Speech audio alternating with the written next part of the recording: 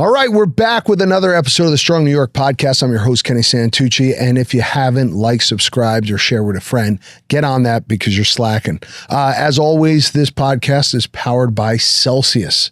My favorite drink is now a sponsor of our podcast. So grab yourself a can and live fit.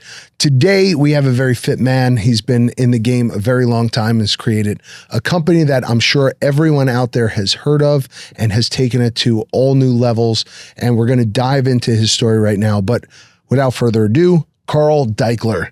Nice to meet you, Kenny. The owner, co-founder of BODi. Yeah. Of BODi, yeah. Which used to be Beachbody. That's right. And that's what I think most of you guys might remember from. You said you started in 98. Yeah, we raised the money and had the idea in 1998. And our first sale was literally May 1999 of a Great Abs Guaranteed video. So what gave you this idea? I mean, what's your background? Where'd the idea come from? I was in direct marketing, infomercials specifically, and fitness was always a very reliable category to develop products and put them on infomercials. And but I had never developed a product up to that point. I was working for a little startup, and my partner was like, "We really need something in fitness." And I was like, "Well, I have this idea in the back of my head because I don't like to work out, and but I felt fat. I just felt gross, post college kind of thing." And I said, a friend of mine was doing this thing, these 10-minute ab workouts, like abs of steel, and but you don't know that they're only 10 minutes. It's a full hour video with a bunch of 10-minute workouts on it. I was like, so I think they sort of missed it. So I've got this idea for 8-minute abs. So let's produce that. And we did 8-minute abs, 8-minute buns, 8-minute thighs, 8-minute stretch, 8-minute arms, and did a little 2-minute commercial and sold like 2 million copies of this thing on TV. Shit, yeah. So I said to him, I'm like, well, that was easy. Well, what was the landscape of some of the other stuff that you were selling on some of these infomercials? We had some fun stuff. We had the instant flower garden, which was a roll of hay impregnated with seeds, and you roll it out and water it, and flowers would come up.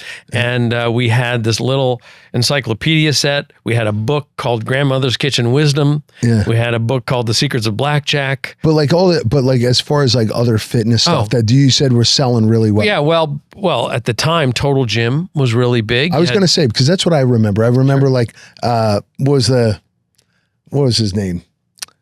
Tony Little. Tony Little. Yes. He had the Gazelle. Yes. Right. So I remember the Gazelle. I remember the Total Gym. I remember BODi by Jake had all his products. Okay. So this is perfect because now you understand the premise of the business. Yeah. Literally, I was doing some work with other direct marketing companies after I left that company because I was like, there's something to this content idea. That is super efficient. And I was watching what was happening in the infomercial space, and it was like every year you get a Thigh Master thing and all these stuff. And I'm like, I'm never going to buy that. That's not working. Nobody's sweating. They're all smiling. And I said to my partner, I'm like, look, infomercials can be a powerful way to communicate and market. Imagine if it was legit. Rather than something that just looks stupid and it's going to take up space, it's going to end up in your yard sale in 2 years. So I said, I don't have a workout regimen that I follow. And I want something that's like, I don't want to think about the rest of my life. I want to think about day 1 to day done. Okay. Day 90. And so I said, and if we can create something legitimate that you look at and like, oh, that's hard. I'll do that. I bet you there's 1 million people like me who are not being convinced by these gadgets and would go, well, that looks legit. 30-day money-back guarantee, I'll give that a shot. And that was literally the premise of the business, to take this powerful marketing and sales channel and make it legitimate so that people got real results. And that, rather than put celebrities in front of it, we just literally would do a test group, get 50 people ripped, and that became what was known as Beachbody and now BODi. Wow. Yeah, so we got impressive. 140 of these programs now. Like we just been iterating and just, all right, what else do we need? What else would appeal to people? What problem can we solve? So take me, because then you started to have, I mean, a lot of these like celebrity trainers start to pop up. The Tony Hortons, the Billy Blanks, like this started, that was in and around that same time that these guys started to really blow up. And I know these guys have empires now because of these videos. Yeah. So how'd that kind of affect a lot of like what you were doing at the time? Well, I mean, we helped birth Tony. I mean, Tony was incredible talent. He was an LA trainer. Funny guy. Yeah. Yeah. Like he was training like Billy Idol and, Bruce Springsteen, like he had these wild clients. Yeah. But and he was just super funny, but also a very good trainer.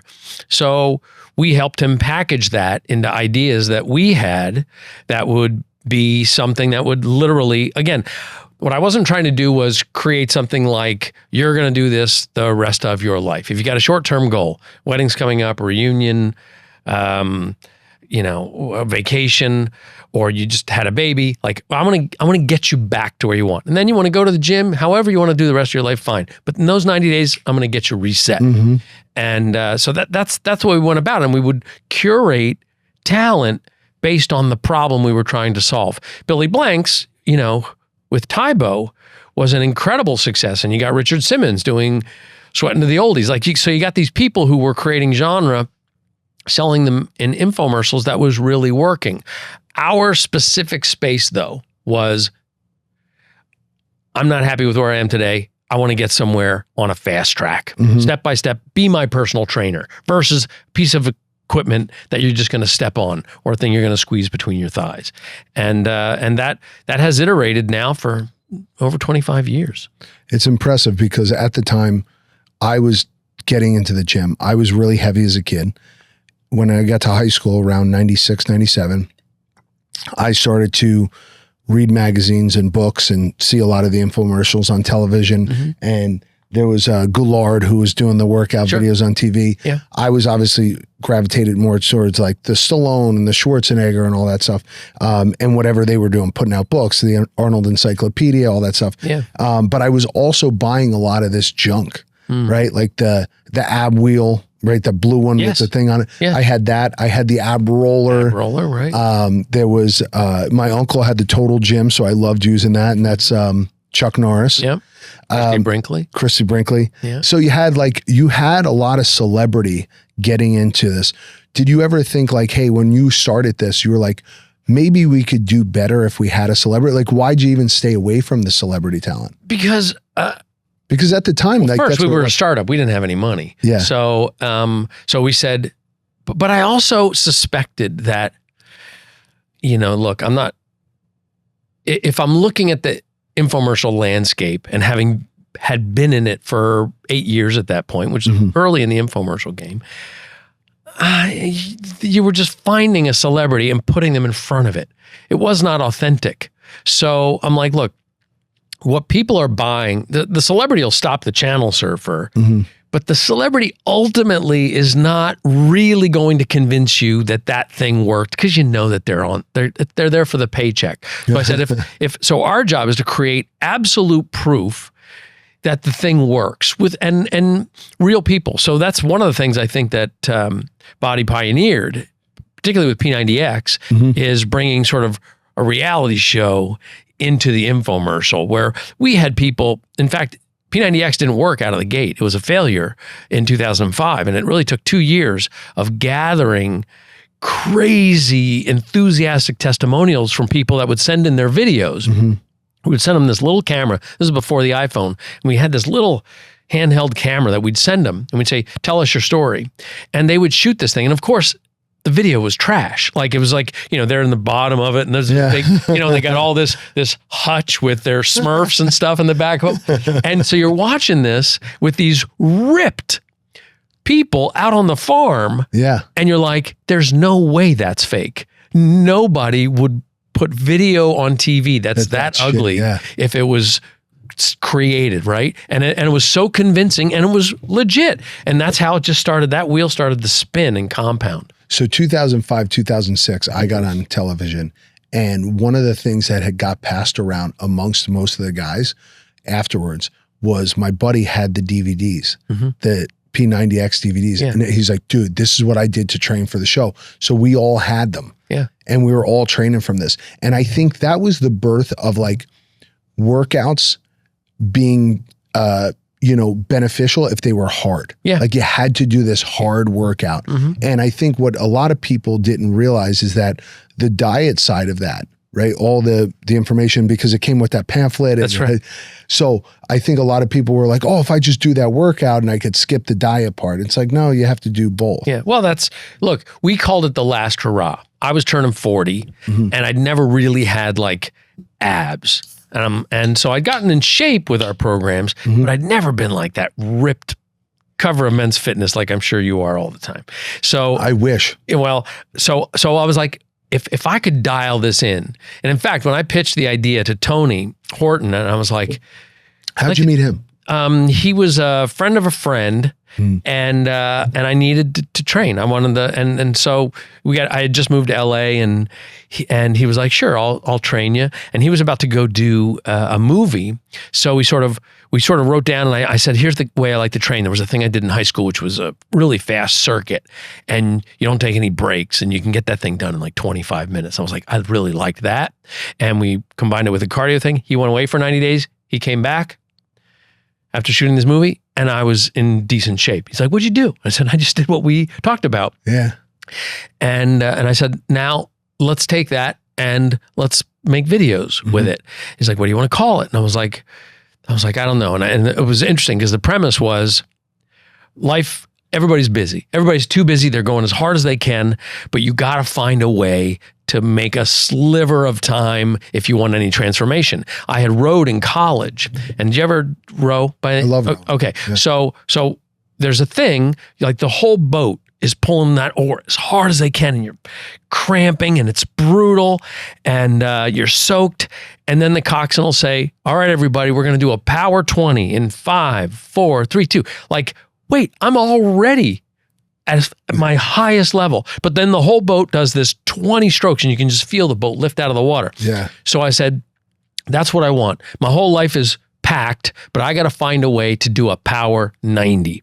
So that was the essence. That was the beginning of Power 90. And I got in shape with that. And then I said to Tony, look, we got all these customers, like 1 million customers doing this thing. Let's create the next thing for them. And I want that to be Power 90 Extreme. And he said, no, I don't want to do that. I want to go help more people, obesity problem, blah, blah, blah. I'm like, well, I'm going to do this with somebody. Would love it if it was you. He said, okay. So Power 90 Extreme was just an ugly name, so we made it P90X, and people in the company were like, that's a terrible name. Nobody knows what the hell that means. And sure enough, now it's in the friggin' zeitgeist. It's incredible. It's wild. And you know, it's funny, to your point though, that you're going to say, like we would do focus groups. We put the infomercial on the air, and price point was all over the place. And my premise was like the industry was telling us, you can't charge over $100 for DVDs. Like that's what you go to Blockbuster, you go to the supermarket, they're there for $9.99. Yeah, right. And I was like, well, we're not selling DVDs. What I'm selling is I'm selling a Bowflex for $100 because we've got the same, if not better, more reliable results than that infomercial. But you got to spend $1,500 for it. And they were doing $1 billion a year. So I said, that's what we're going to do. So we found the price point, like with all this testing, $120. But in focus groups, like, you know, you'd have a room full of guys and they'd be like, yeah, but they had to eat something special. They had to do something special with their diet. And we were like, well, there's a whole nutrition plan that goes with the program. And they were like, well, you didn't say that in the infomercial. So we re-edited it and did all that stuff. And then all of a sudden, the thing took off. How many renditions, how many different versions of the commercial? 22 different 22 different versions. And we'd focus group. And like some of that's just price point testing. But then as these wild, like, how did she get these results kind of testimonials were coming in? Yeah. People weeping and stuff. Then the infomercial, you know, I would literally overhear, I'd be at a restaurant and overhear people talking about P90X. I'm like, that's wow. Awesome. Isn't that the best feeling? So I ask people this all the time. So a couple of years ago, I'm at a restaurant with my mom and she's like, Ken, look at his shirt. And he had a Strong New York shirt on. And I'm like, it's just such a cool feeling. Obviously, it's not like I've arrived moment, but it's somebody I didn't know had one of my shirts on. Yeah, that's cool. When So at that point, right now, you sold 2 million copies of this thing. So you got a boatload of money. And at that time, right, you made 10 million. Are you talking about 8-minute abs time, or are you talking about P90X time? The first. Oh, well, 8-minute abs. Yeah. It wasn't that much because they're just selling it for $20. Okay. But P90X, what did that mean? P90X was our first like $1 billion brand. Really? Like, yeah. So holy shit. Oh yeah. It went, for a long time. And plus, you had all this piracy and stuff. Like, that thing was just everywhere. And we took that money and we just reinvested it, do more programs, do more. Like, that's why we have 140 of them. I've taken very little money off the table with this company, even taking it public. I didn't take any money off the table because wow. my perspective, like, I wanted to, like, I've done okay. I was going to say, you live a good life. Yeah, right? I live a great life. Yeah. But I'm not a yacht guy. Like, I'm not a mansion guy. Yeah. What I want to do is build this company to satisfy what they call the total addressable market and this major problem of 180 million people walking around overweight or obese who hate working out as much as I do. Yeah. So that's where do you think that comes from? What? Why do you think Hating people find it so hard to exercise or find a routine that they like? It's a great question because the problem, your life is going to be enhanced by it. But we more and more now that survival is not a question, right? We got food, we got a roof over our heads, we're going to be okay. Mm-hmm. So you don't have to, you're not constantly sharpening your blades to survive. Mm-hmm. And then, as great as technology is, it's really only layered on more stress, more expectation of productivity. So, so like whatever gratification you get, you got to squeeze it into whatever time you have left between family and work. Mm-hmm. So the thing that keeps getting edged out time-wise is this painful thing mm-hmm. of working out. And so now we're like having to have these big discussions and podcasts about trying to convince people to survive, right? And hey, wouldn't you like to continue walking unassisted in your 80s and 90s? Wouldn't that be neat? And people are like, well, yeah, maybe, but I got to scroll right now. Yeah. And I'm going to binge watch this and I'm going to eat this whole cake because it makes me feel good. And then I'm going to go back to my shitty job that I hate. So it's just like, it's a tough thing. Yeah. But if you can start to, and this is what we try to do, if you can start to show people how colorful and beautiful life can be, if you just tweak a few things, like literal tiny tweaks. Mm-hmm. Now, what I'm not saying is just walk 20 minutes. No, you got to lift something hard. You have to do something in that 20 minutes or 30 minutes. Make it hurt, man. Yeah. And then the other 23 and a half hours are going to be fucking awesome. Am I allowed to say it? Yeah, okay. Of course. It's going to be awesome the rest of the day because of that ability to walk through a crucible of pain for 20 to 30 minutes. But once people discover that, it's hard to go back. But it's hard to get them to discover it because we're just like, this is cozy. Mm-hmm. I could lay down and nap right now. Yeah. And people just want, and I have a shirt that a buddy of mine made. Comfort is a slow death. And the more... Yes, the comfort crisis. Yeah, and the more comfortable we get, the harder it is. And now even with AI and all these things, it's like, it's making things more, almost so comfortable that like, we're edging ourselves out of life. What's our role on this planet anymore? We have no purpose anymore, right? Yeah. That's depressing. Oops, sorry. And I say that all the time. I say people without purpose are the ones who are the most depressed and sad and totally. And now you get into this dark hole. And I think a lot of it gets started with, I had a buddy on the other day and he works out at like 5 a.m. And we were talking about that. I go, people who start their day at 5 a.m. tend to be more successful than anybody else because it's almost like there's a couple switches that go off in your head where you're like, well, life is short. I need to start my day with this because this is going to ultimately enhance everything else. Mm-hmm. And I need to be as productive as possible. Whereas other people who kind of wake up when they want, you kind of sleep the day away, you're missing everything. And I think people start to realize how precious and start to lose that idea of how precious life is. Well, let's unpack that a little bit, okay? Because I don't necessarily think that's the cause and effect. I got up at 5 a.m. to work out, so I'm more successful than the average. Yeah. I think really, if you look behind that, peel that truth off, that statement. And what you see underneath it is somebody who just says, I'm going to fucking own my life. That's the difference. I'm going to get out of bed and not be a slave to this comfort. And I'm going to create something. Like, look, as a CEO of a company that has had a very rough ride as a public company, it would be very easy for me to seek comfort and just try to navigate through, or worse, say, you know what, this just doesn't work. And instead, man, put me in the discomfort, put me deep in it, drive those nails into my fingers, and I'm going to fucking make this work. Well, where do you think you get that grit from? Because you like you said, you never really took a lot of money off the table. Yeah. Most people, I think growing up, like if you would ask me, oh, if you have 10 million in the bank, you could back off and you'd be done. And I'm like, now I'm at the point where I'm like, if I had 150 million in the bank, I'd be like, I still want to do something. I still want to work. I still want to, but there's a lot of people who don't feel that way. There's a lot of people who kind of take a back seat and are like, I got enough money. I'm cool. You know? But then you see a lot of people who are very successful, who have billions of dollars, and they still challenge themselves every day and they do the hard thing that needs to be done.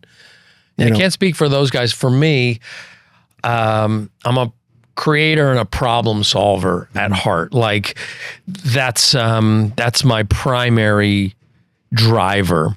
Like when I went to school, I thought I was going to go into sports broadcasting. Like I saw the Olympics. I'm like, I want to be a part of that. And I actually got this really great job so I'm 21 years old and I got this job producing the halftime for national telecasts of Army, Navy, or Air Force Game of the Week. Okay. Wow. So I'm producing the halftime, like the package, and in the truck, calling it, roll the tape, da-da-da. As a 21-year-old. Yeah. And I remember the first halftime that I produced was for a game between Syracuse and West Point. And I'm in the truck and they're like, let the kid do it. You know, here I go. And I call it in and I cue the announcer. I give him the little script. Oh, the whole thing's going on. And, you know, a big question was, would I, what they call hit the post, meaning, you know, there's a certain minute or second that I've got to be out of this package, out of this little interview so that they can go to commercial and then go to the second half. And, first time I hit the post and everybody's like, yeah, they're high-fiving me. And I walk out of the truck and the teams are on the field and the crowd's roaring and everything. And I was like, no, this is empty. Yeah. And because I wasn't solving a problem and I wasn't really creating. I was creating in the moment, but I was like, I just don't care that much. And which was crazy because I had just spent the last 4 years thinking that this is the direction that I'm going to go. But then once I started to solve problems and using my creativity and to some degree my theatrical background to create media that would have this profound effect on people, that's been pretty mind-blowing. So now I gravitate to that. And that's my wealth. When I can see that a little idea or culling together a few little observations into a thing that can solve a problem, that's my yacht. So, I mean, I'm kind of in the same boat as you. Actually not being in a boat, because when I think of owning all this shit, I'm just like, I don't want all this shit. I don't need a mansion. Like I have a 1-bedroom apartment, you know, I don't have a fancy car. I don't plan to ever own a home because I don't want to do a very nice living room. This is fancy. This is as nice as we get. But no, I think a lot of people are stuck on this idea that they have to have all this shit because that spells success for them. For me, it was never that. And, you know, we have a pretty big event that we do every year called Strong New York. We're the only health and wellness expo in the tri-state area.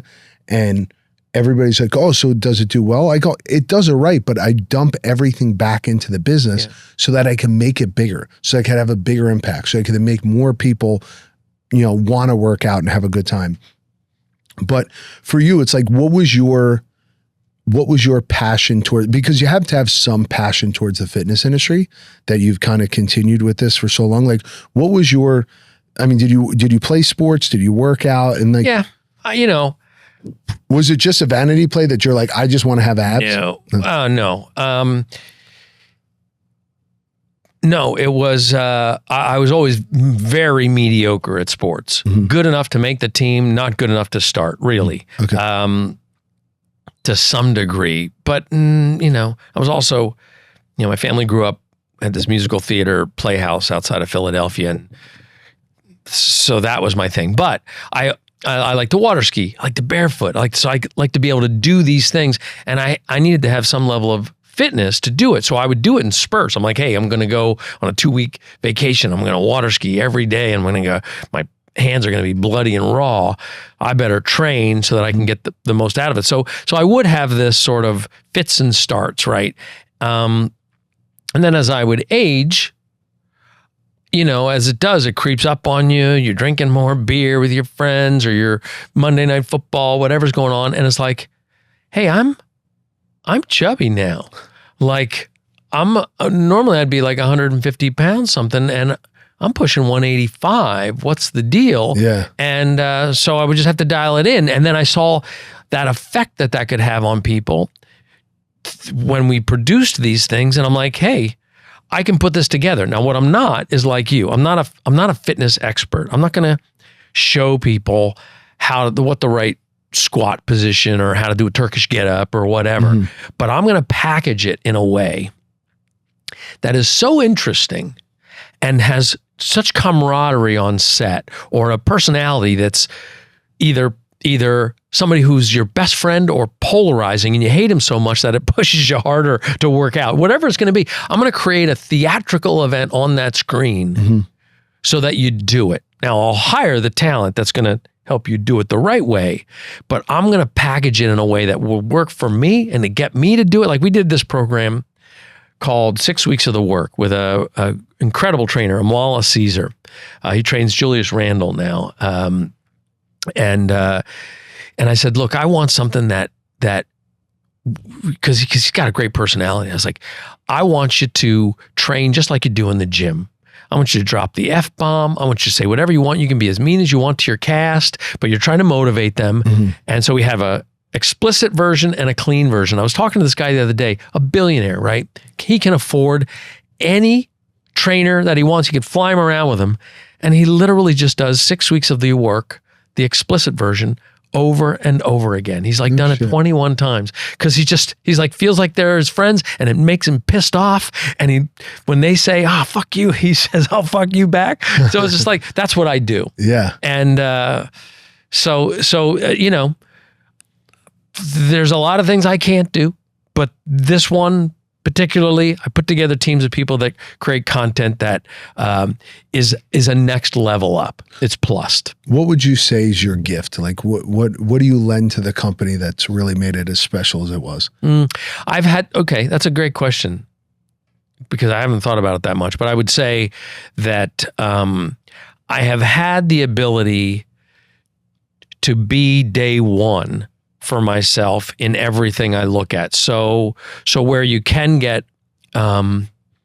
used to your business or used to the model or used to the way you put your product out, I'm never really done. So the machine's always gathering information and going, oh, that could be really interesting over here. Change this, tweak that. Yeah. So it's just, and it's funny. We were working on a thing.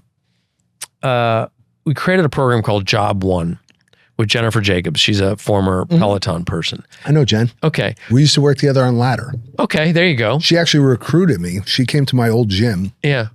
And came to my gym and she's like, you'd be perfect on Peloton. You should come do it. And I go, I don't really ride bikes. Yeah. But she's great. I love her. Yeah. And that's a great app. We've been friends. Yeah. Yeah. Oh my God. They crush it. I mean. Yeah. So I had an idea for something that like, could we give people a good workout in just 20 minutes? And, which is ridiculous. This is like 19 years into running the business and she's creating this program and we're refining it so that the workout is really good in 20 minutes and doesn't blow your brains. Like you can't sprint for 20 minutes. So it's got to be well put together. And I remember talking to my board and I'm like, I don't know what took me so long, but this thing's going to be a winner. And sure enough, people love it because it's just like, oh yeah, I'll wake up and put on the shoes and drink the pre-workout if I know it's just going to be 20 minutes. And so, those ideas are still coming. We got one coming this summer called 25-minute speed train, which is lifting a little heavier. But I also took what happens is people, as they're trying to do more and make it more original, they start to put all these compound moves together. Once you do compound moves, it gets very difficult to cue that and make the workout tight. So I said, look, I love these workouts. They're great. Functional movements, awesome. But I need one for me. I need one straightforward. I don't want to have to do a bunch of choreography with this compound movement. So for 25 minutes, just ring me out. And it's this 25-minute speed train. Again, it's just like, oh my God, well, why didn't I think of that before? Because this is an approach to lifting, really, that's muscle memory kicks in. And so anyway, it's fun to recreate and spin the Rubik's Cube and go, oh, we got the colors to line up in a different way this time. I know there's probably a lot of trainers out there who are thinking like, oh man, I'd love to meet Carl because I'd love to pitch him on an idea. Has anybody ever come to you and said, hey, I got this really great concept for a workout plan. I want to get it on Beachbody. And then what does that deal look like? How do you break up the deal? If you don't mind me asking, the business side of it. Yeah, they're all different, but I would say that probably the only two situations, there's only two situations where there was an idea that was brought in outside. So, but I've never had somebody who just came in cold with a pitch. Really? Yeah. I find that surprising. Yeah, and maybe it's probably self-fulfilling because I don't have a shortage of ideas or observations. But, it was funny. I can remember, I forget, I want to say maybe it was Carmen Electra or somebody. There was somebody on MTV Cribs, and she showed her videotape collection. And she had all of our videos that we produced to date. And the one she pulls out was this video called Yoga Booty Ballet. And I'm like, what the hell is that? And then later that day, I was literally driving by the Yoga Booty Ballet gym. So I walked in and we started the conversation. We produced an infomercial around Yoga Booty Ballet. So that was one that we sourced outside. Shalene Johnson, who was a prolific trainer, a powerhouse personality, had created this gym certification business where she would train people in a thing called Turbo Jam. And we created that, repackaged it, then ultimately made an extreme version called Turbo Fire that was sort of punching and kicking, sort of cheerleader dancer type, because she was a former cheerleader and wildly successful. And she brought in, because she had multiple brands that she had put in the gyms, and we repackaged them for video. Now, what I would say though, from an observation is, there's one trainer that has been sort of unstoppable inside of our ecosystem, and her name's Autumn Calabrese. She created a program. Well, I had an idea I wanted something that was just 3 weeks. I'm like, I need a tune-up, 3 weeks, 7 days a week, no days off for 3 weeks, right? And a nutrition plan that would, I had this idea that if I only ate what can fit in this bowl, I'll lose weight. Well, she and the team expanded that to basically being a containerized portion control program so that you're getting your macros right. So you don't have to count points and count calories and stuff. It's like, I'm going to have a green of this and a red of this and a blue of these fats and so on, right? Yeah. And that became this program, 21 Day Fix. That's great. Blockbuster. Absolute game changer for the company in 2014. But to your point, trainers bringing ideas, she was unstoppable. We would just be finishing a program and I'm getting emails, hey, I got this idea, or I've had a gut issue and I'm doing some research and gut health is a real thing. So I want to create a whole program. And then literally the day she's done that, it's like, my hormones are out of whack. I'm in my mid 40s. I don't know what's going on. And I've got an idea for how to help women balance their hormones. She of everybody that we've worked with has been the most prolific with ideas that were timely, if not perhaps 3 or 4 months a little late. How old of a woman is she now? I'm guessing she's mid-40s, 44, 45. Has anything been as successful as P90X? I would say come close to it. I would say the three biggest ones: P90X, Insanity, and but that was Tony 21 Day Fix. No, Insanity was Shaun T. Shaun T. Okay. Yeah, which is a great story. This is a great story. Okay. So we had produced a program. Sorry, this will be a little bit long story. I'll try to cut it down. So once Power 90 worked with Tony, to your earlier point, I'm like, what if I put a really well-known trainer in front of the same kind of idea? Yeah. So we found Kathy Smith. We hired her and we did a thing called Project U, and created a 90-day or a 12-week program with her. And, it was okay. It wasn't as visceral and sharp-edged as Tony's was. But in the development of that, Kathy would, when she wasn't available to teach a class, she would bring this guy in. I think he was training at Equinox, Shaun T. And he would run the class and the place would be packed and people are having fun and sweaty. And one of my development executives, I think it was Lara Ross, she said, we got to develop something around this guy. And I was like, well, I want to do a full program that's about abs, that makes getting your abs ripped fun. And so Shaun developed a thing called Hip Hop Abs. Okay. And the funny side story, like when you know that something's going, to your t-shirt story earlier. Yeah. Chris Pratt walks out on the Tonight Show one night and I don't know if it was Leno, I forget who the host was at the time, but he's like, oh, you look great, Chris. What's going on? He's like, Hip Hop Abs. Literally puts the video on the desk. No way. And I'm like, what is happening right now? So must have sold 100 copies that night at least. Maybe. Like it's out there, doesn't hurt. Yeah. That's but for like, sure. Was that the year it came out or was it later? No, that was like right after it came out. Like, oh shit. Yeah, it was like, that's great. Probably 4 or 5 months. Yeah, it's crazy. That's crazy great marketing. Yeah. So, but the funny part of how this relates to Insanity. So Shaun is my fun hip hop dance guy because he's a professional dancer. And I had this idea. I was like, because P90X was so successful, I'm like, okay, that was great for lifting. I want something that from a cardio perspective, remember, I said P90X is Bowflex, right? Mm-hmm. So I want a treadmill better than a treadmill with just workouts. Mm-hmm. Cardio killer. I want this thing to be like, you can only have this if you have what it takes to do this program. And I want to call it Insanity. And again, I was working with Lara and she's like, well, why don't we have Shaun try it? I'm like, no, not my dance guy.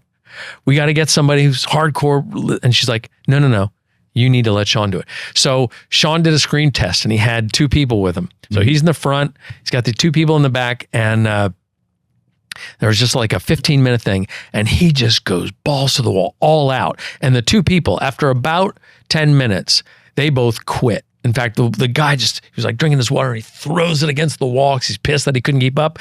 And Shaun's like, I don't know about y'all, but I'm going to keep finishing this. And he just finished. He just goes for it. And it's like, I would just watch the star emerge. Yeah. And so sure enough, Insanity just took over and like, wow, straight up. And, we created different versions of it. Insanity Asylum 2 with a little bit of lifting in there. And then ultimately Shaun just finished, he's done a total body recomposition, decided to body build and did a Dig Deeper program last year, which has been phenomenally successful. So all of these evolve, but it's a pretty funny story how we got to Insanity, but Shaun brought it to life. So you guys were $1 billion company by when?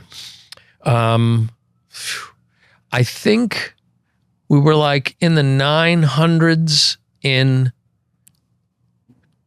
2016. No. In 2014, 2015, broke $1 billion. 2016, over $1 billion. And then things started to change. We went digital. Very different model than selling DVDs.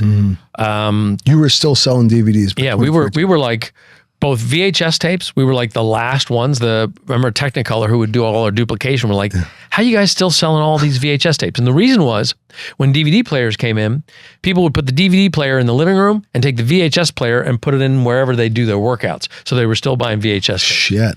Then we sort of had this crossover, and people were still buying DVDs. But then we watched Netflix coming, and we're like, hey, we've got this big library. Let's be the Netflix of fitness.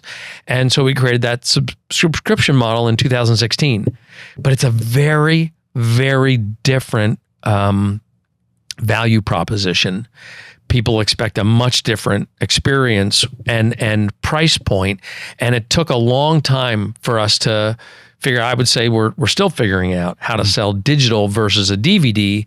And the infomercial went away, which had been our very reliable means of delivering a message. So now, on Meta or TikTok, we got 15 seconds to tell the story, where I used to have a half hour to show you why this will work. Dive deeper into what you guys are trying to do. Yeah. So now I'm doing podcasts, right? So this has been a slide that we had like two years of like, wait, what's going on here? And we had a network marketing model that had done very well and was expanding really well with the support of TV.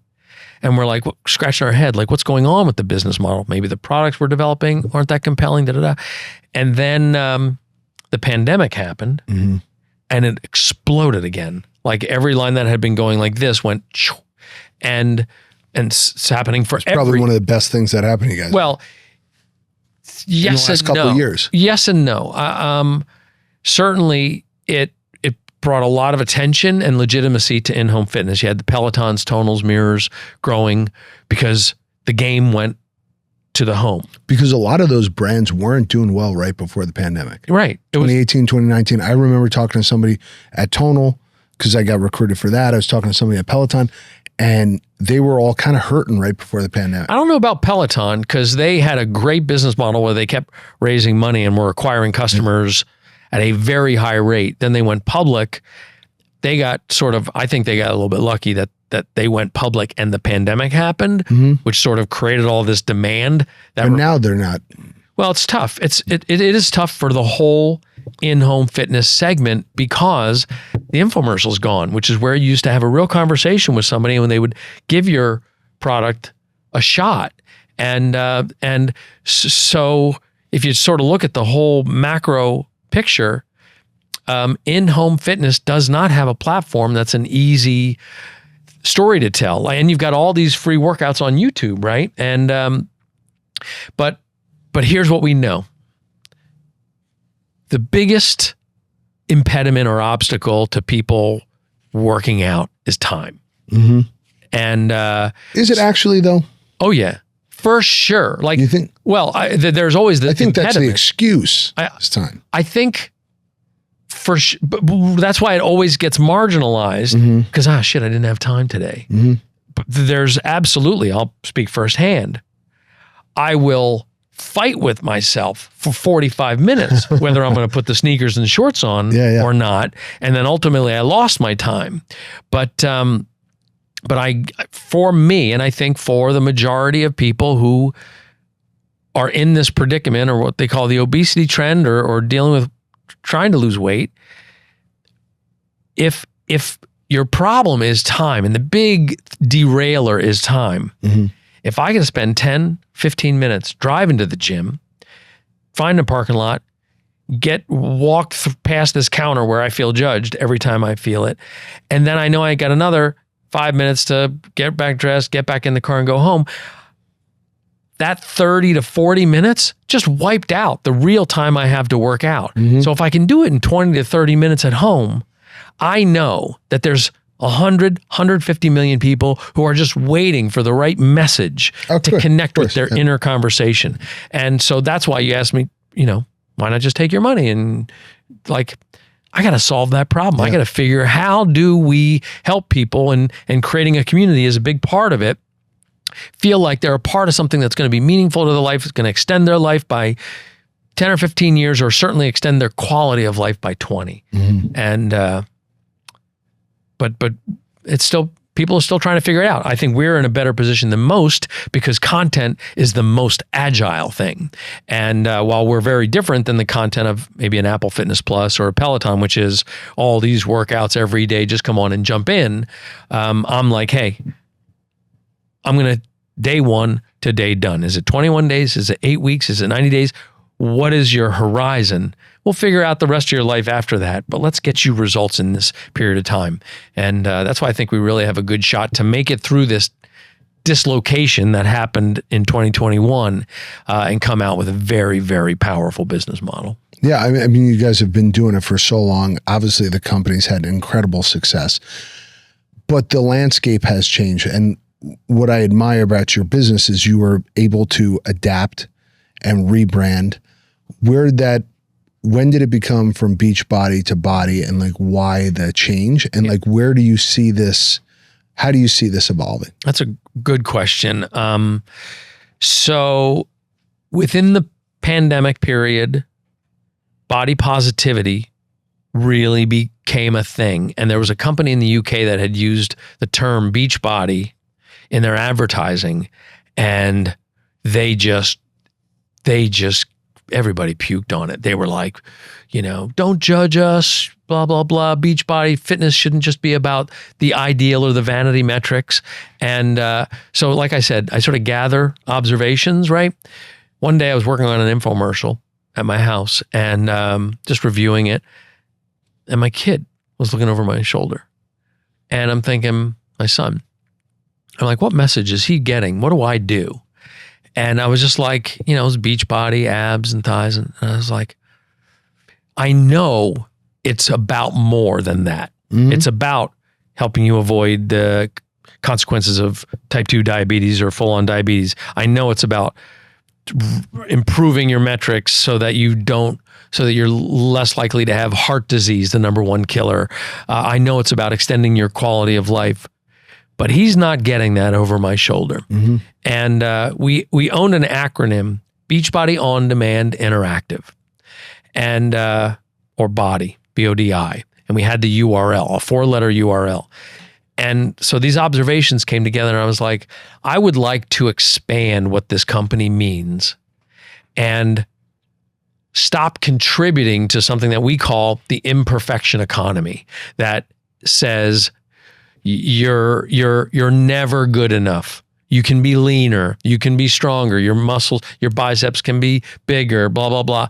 What I wanted to instead do is create something that would give people a higher self-esteem if they just show up one day and then start to stack little wins together. And if I could maybe take that pressure off, and I got the body positivity movement in the, playing in the back of my head, we could, again, the whole goal, help 100 million people. Mm-hmm. So we changed the name to BODi, which was and I think to this day, still has many people, particularly in the business community, scratching their heads. But even when I've thought about, maybe we should go back, I just can't do it. First off, BODi, it's beautiful. Like, it's just a beautiful 4-letter lockup that from a creative perspective is like, you could do a lot more. That really plays much better than Beachbody. Beachbody feels old and feels 90s and or early 2000s. This is a company that cares about my well-being. And so we stay with it and navigate through it and try to help people understand that it's still, hey, you can still get the abs. And you can still be motivated by it. I sure am.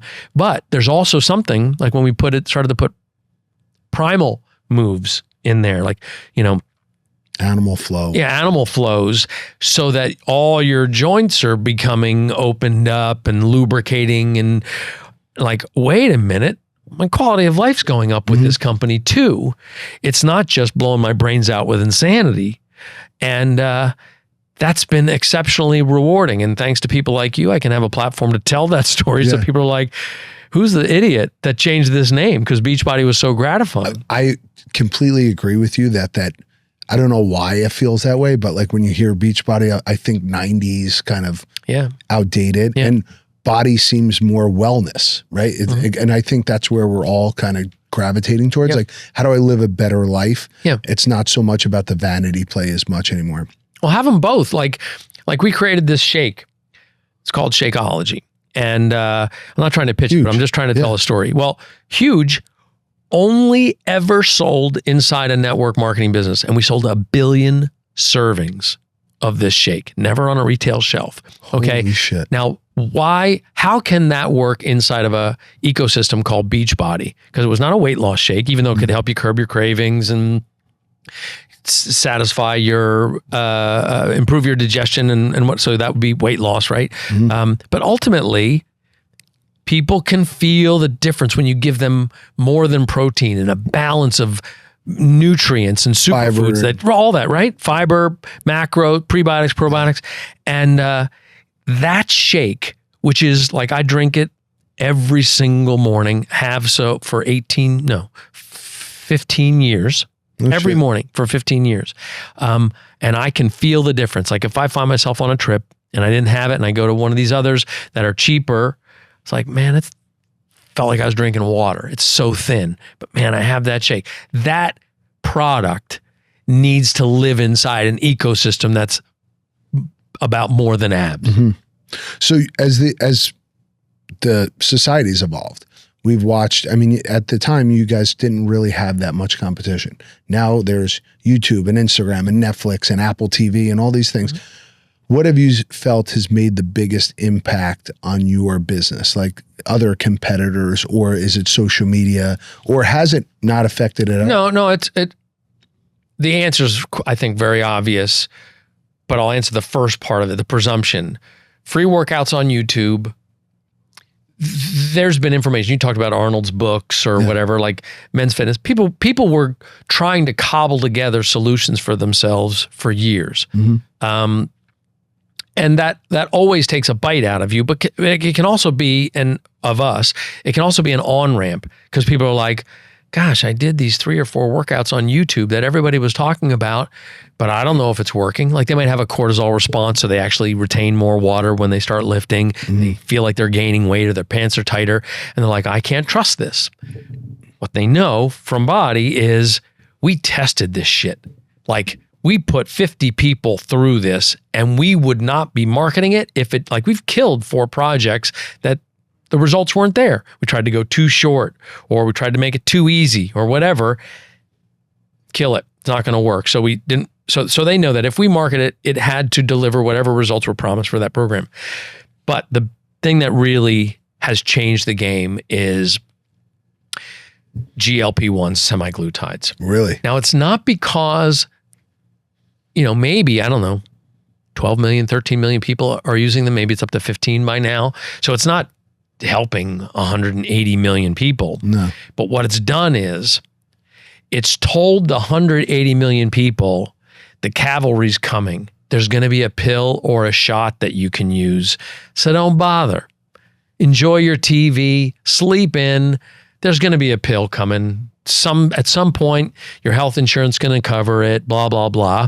And so just hearing that, even if they're not using it, they're fine not doing it. But what they don't realize is now they need to use it more than ever use it even more. Like there is no pill that's going to help you continue to walk when you're 70. I had a guy come to my gym yesterday who is in the development of drugs like this. He came to my gym because he's like, I've been following you on social media. I love what you're doing. I've had multiple doctors on the podcast talk about the importance of exercise alongside these drugs. There are other drugs in development that he was telling me about to help retain muscle tissue. He goes, but the one thing we realized, and this guy's a science, like he works on the drug side of it. He's like, the one thing we realized is that it needs to go hand in hand with exercise. He's like, he wanted to take me to dinner tonight. I'm actually going to the Navy SEAL Foundation dinner. Otherwise I'd be going to dinner with this guy. And he was talking about, he's like, I want to just pick your brain on what you think this exercise regimen should look like, and how do we help people understand that you can't just take this drug. Yeah. It has to coincide, it has to live alongside some sort of exercise regimen. Now, you look incredible. You're in great shape. Thanks. What does your exercise regimen look like? Like, what are you doing? So I'm 61, and if I hold up pictures of me at 35 when I took my first before, and now, I'm in better shape now. And I know that in terms of range of motion, I'm in way better shape. And that's because I literally just work inside our catalog. You spent the last 30 years of your life exercising. Well, kind of, but I fall off and then I'm like, oh, you pig. Yeah. Like, you know, I've got my own internal voice just like everybody does. And I'm like, how can you be running this company and be such a slob? Yeah.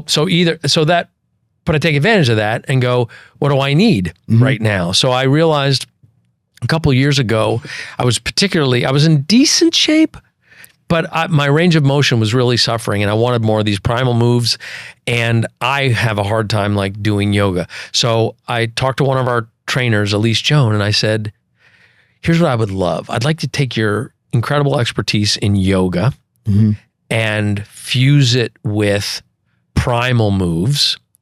And I want them to be just 20 minutes. And that's going to speak to me. So this was like my program last summer.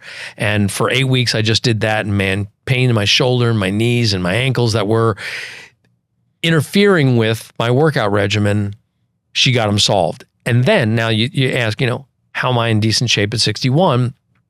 I have started to make it a habit to always have a workout buddy. So I've got this like big text community like that I keep in touch with. Like there's 4,000 people in this community, and I'll be like, okay, for the next month, I want to work out with somebody. We're not going to have to do the same thing, but like in June, I'm going to do 25-minute speed train. So I'll send a text out to those 4,000 people.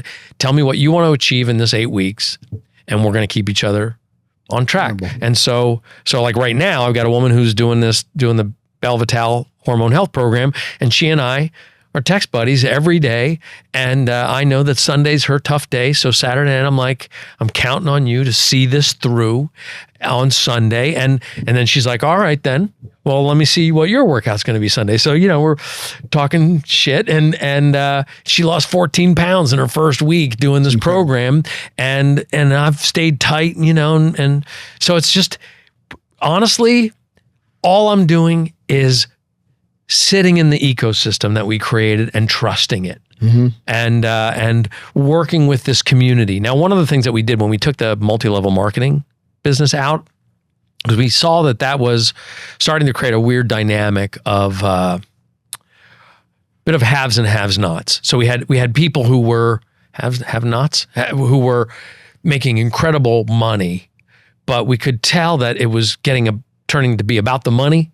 And not about the work. And we weren't bringing enough new people.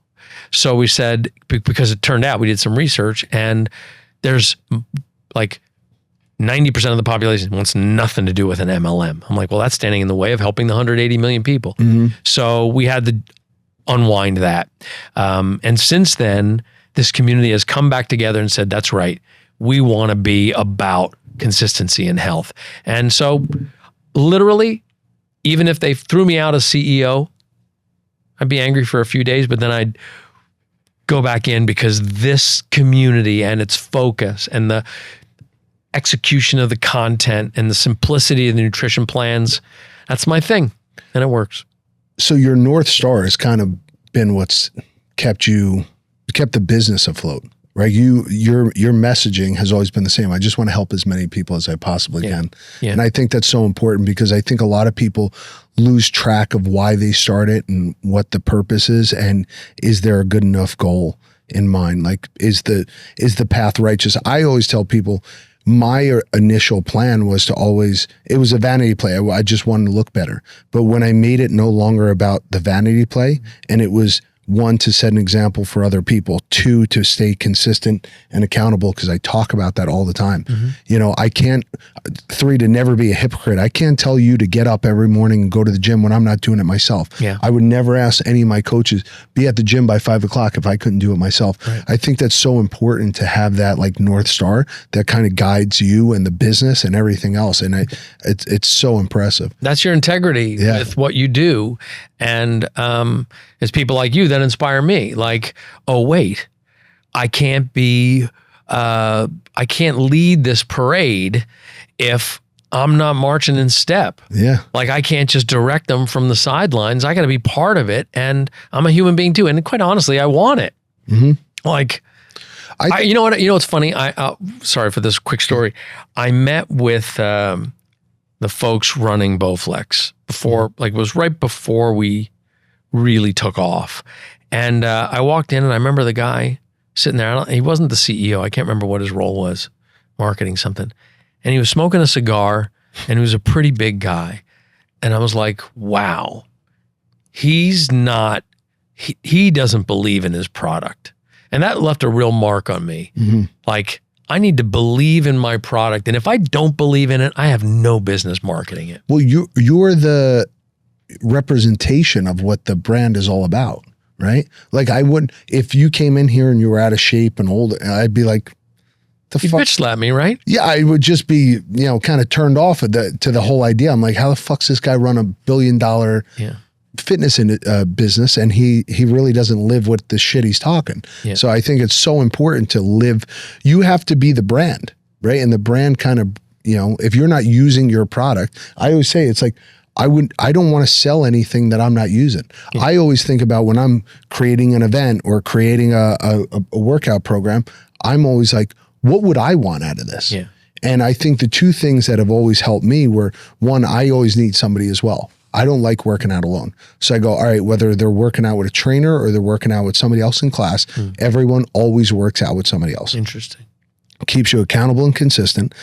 And then the other thing is, well, I want to get results, right? Like, there has to be some results driven. So I can't give you a bunch of shit that I just think is cool or I saw on social media. It's like, what really works? And I've always kind of stuck to those two things. It's like, how do I create community? How do I give them real results? Get them muscle, build, you know, build whatever result they want out of it. So that, yeah, I think that's what's always kind of, I would never say like, oh, I've never had that moment where I looked at the bank account and been like, holy shit, we've done it. I've never had that. I've never had that moment either. No? Nah. Really? Never. Never felt, because that was not the metric. Like, I've been like, I can remember being like, wait a minute, what? We did over $1 billion? What?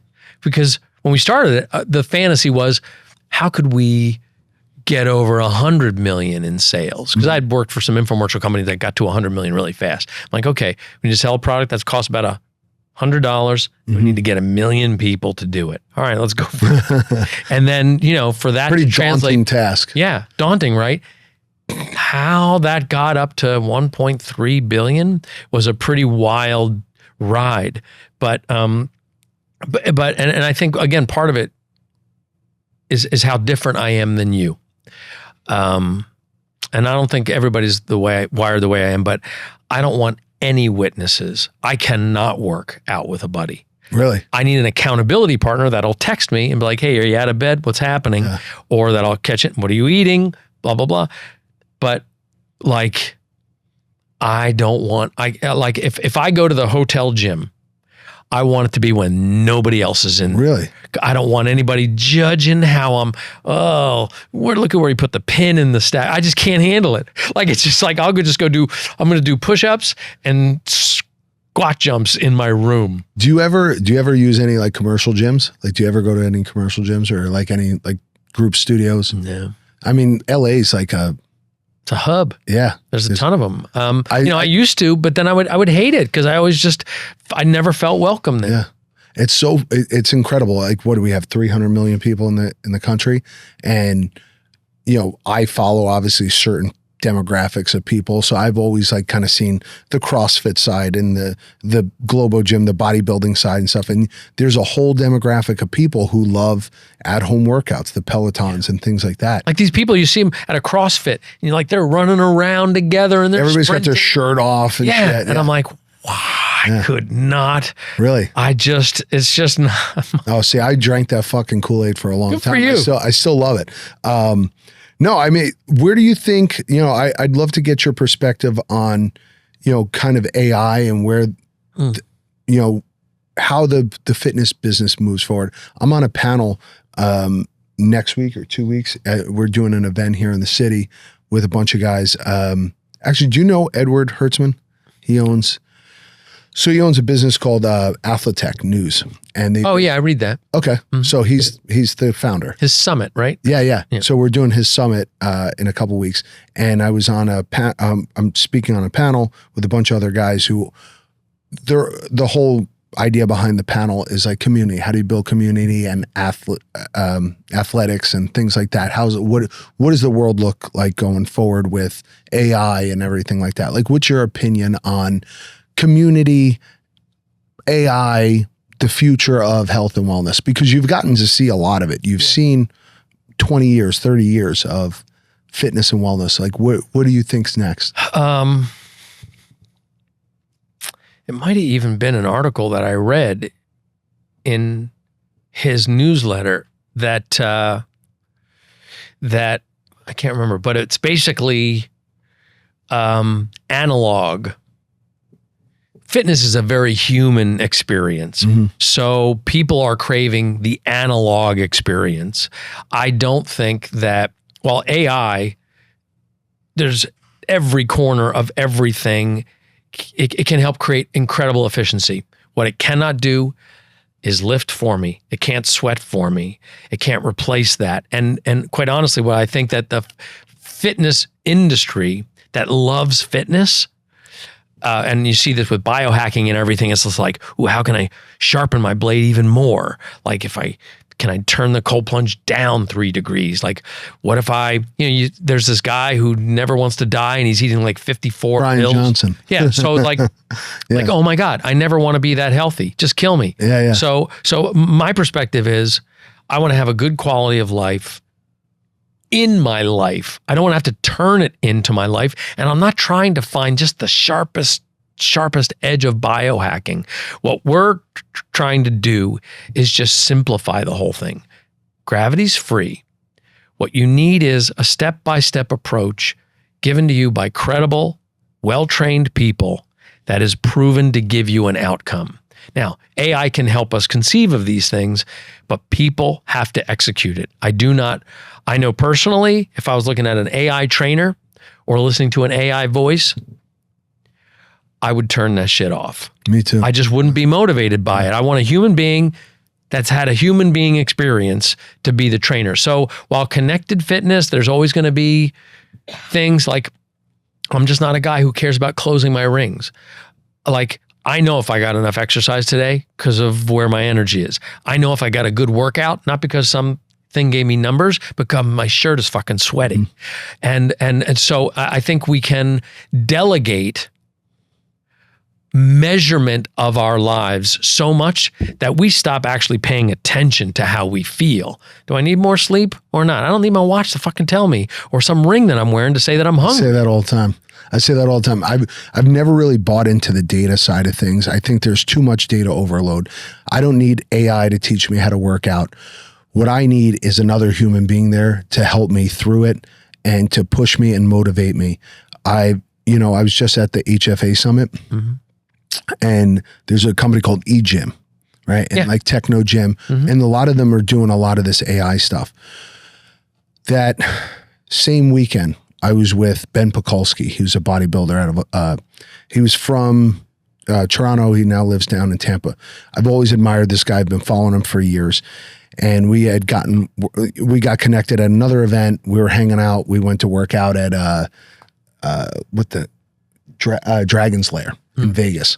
So we're working out there, and we were talking about AI and stuff. And I was like, dude, I just can't buy into it. And it's funny to me because what I see on social media is a lot of younger kids just picking up iron. They want to pick up dumbbells and kettlebells. There's all this information. There's all these multi-million-dollar companies that are coming out with all this fancy equipment. But at the end of the day, people just want a dumbbell. People just want to use body weight, you know? Like if you look at the success of High Rocks, there's no digital footprint there. It's all like just hands-on doing it with somebody else. Scary.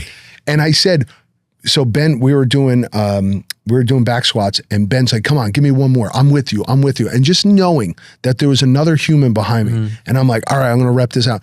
And I go, I'll never get that type of workout from a machine. I agree. Right. So I go there. The human aspect is so important. So as good as everybody thinks that AI is, it'll never replace that emotional attachment that you get from another human. Just like you said, if I start hearing something digital or I think a computer's talking to me, I'm like, I'm not going to fucking listen. It's already, I know the messaging.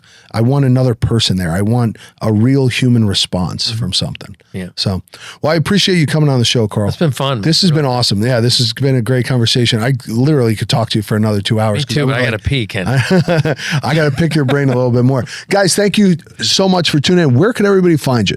And what are you pitching these days?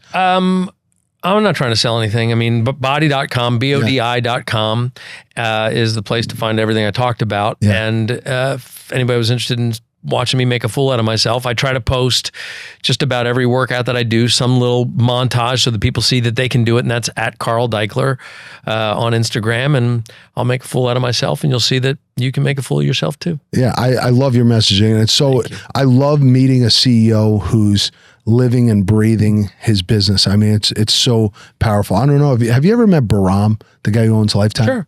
Yeah, he's a good guy.